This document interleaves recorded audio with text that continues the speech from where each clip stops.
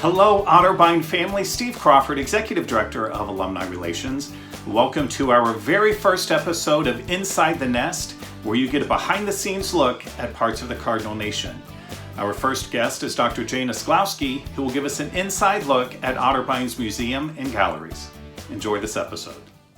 My name is Janice Glowski, and I'm the Museum and Galleries Director at Otterbein University. Today on In the Nest, I'm going to talk about two of the most common questions that people ask when they visit exhibitions at Otterbein.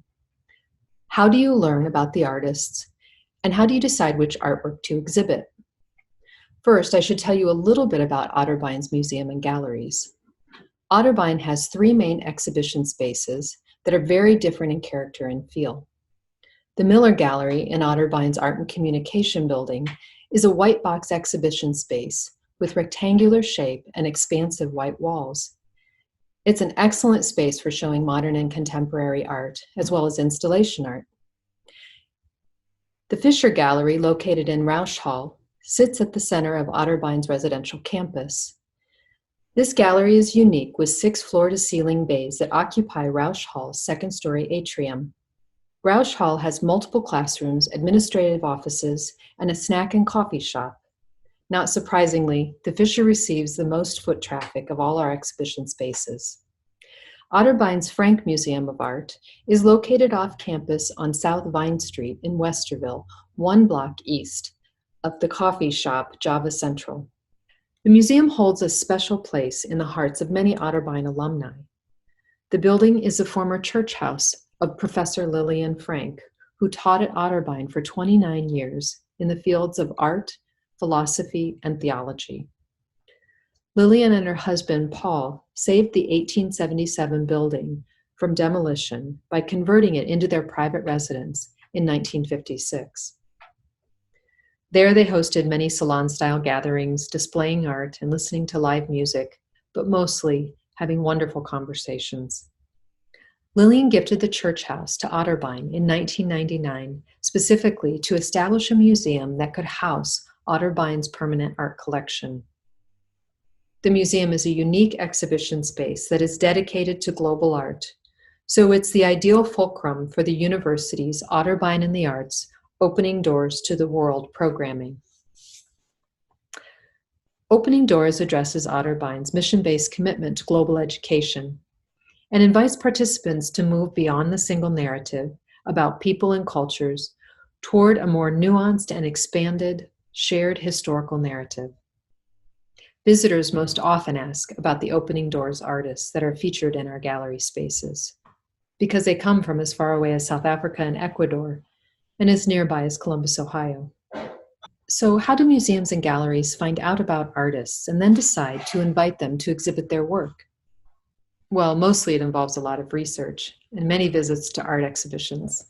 But perhaps most importantly, it involves conversations with arts professionals like artists, curators, gallery owners, museum directors, art critics, art educators, and professors of studio art and art history. The entire process of creating an exhibition can take 1 to 3 years. When artwork captures my attention for its quality and alignment with the university's mission, I take next steps to learn more about the artists, to study their existing work, and to learn what art they are envisioning for the future. I also work collaboratively with Chaz O'Neill, Otterbein's Museum and Gallery Assistant. Chaz also is the Ohio State Fair's Fine Arts Exhibition Assistant Director, and he sees several thousand works of art and installs hundreds of 2 and 3D work annually in the statewide juried show. As a working artist with lots of installation experience, Chaz has a good eye and knows what contemporary local art will physically work in Otterbein spaces.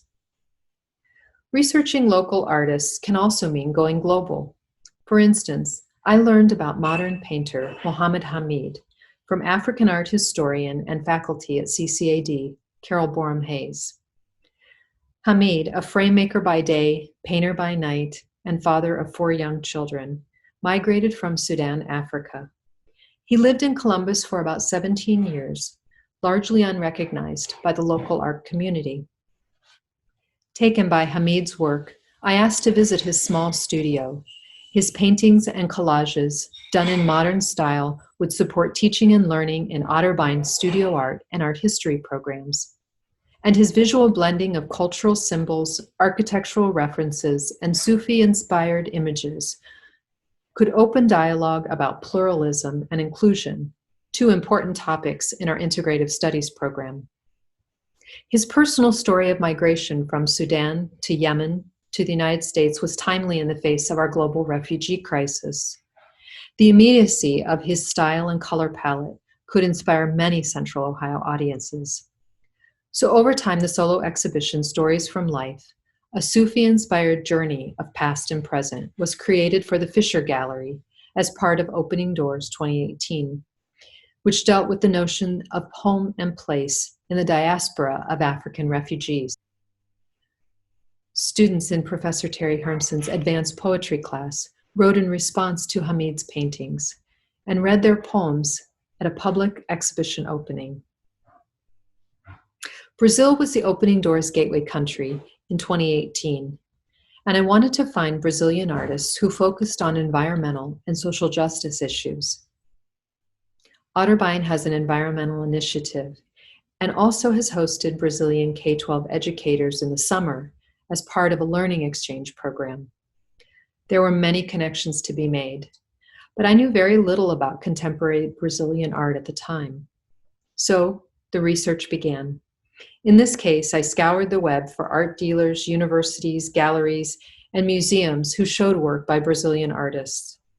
It took time, but eventually I came across Rosanna Paulino's work and learned that she had been an artist in residence at Colgate University.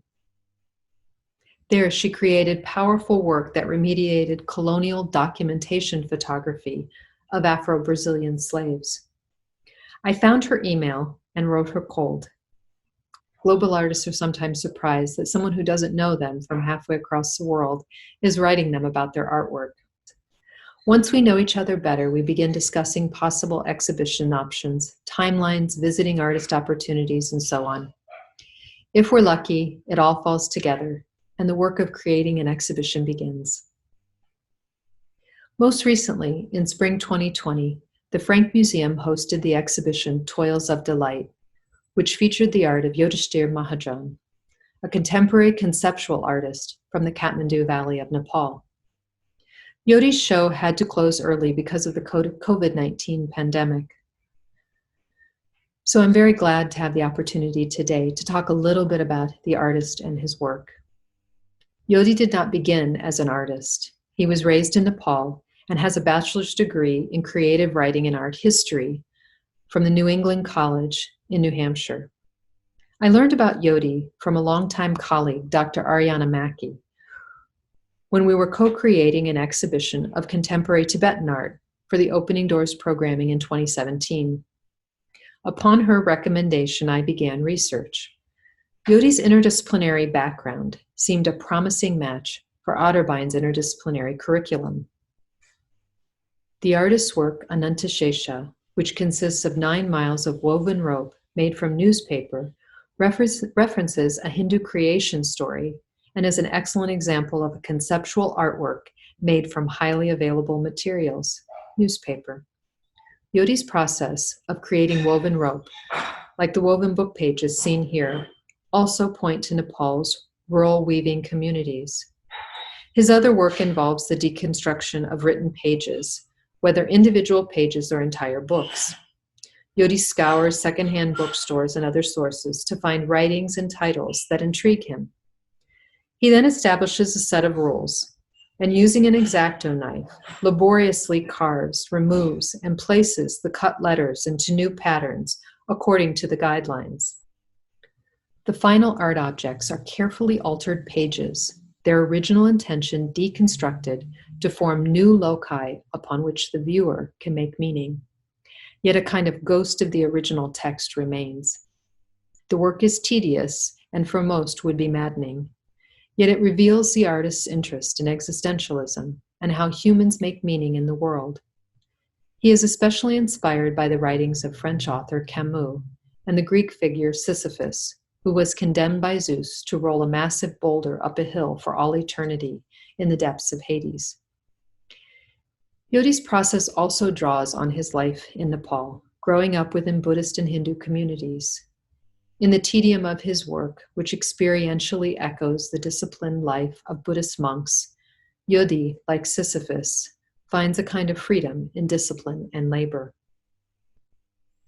There are as many interesting stories about meeting and working with artists as there are exhibitions to feature their work. Thanks for visiting Otterbein's Museum and Galleries Behind the Scenes. I look forward to when we can meet in person. Thank you so much, Dr. Glowski, for being our very first guest on Inside the Nest. If you have suggestions for different parts of the Cardinal Nation you would like to learn more about, please email me at crawford2@otterbein.edu. Thank you so much for joining us on Inside the Nest.